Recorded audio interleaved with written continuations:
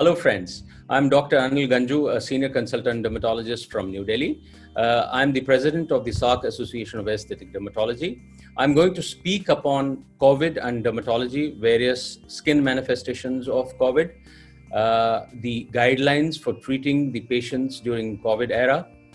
This will be done on the 12th of April at 8:30 p.m. I want all of you to join in at that time. I'm thankful to Glenmark for taking this initiative and also to DocMode for providing the educational platform for this. This is also being done in association with our organization, the SAARC Association of Aesthetic Dermatology. See you on the 12th.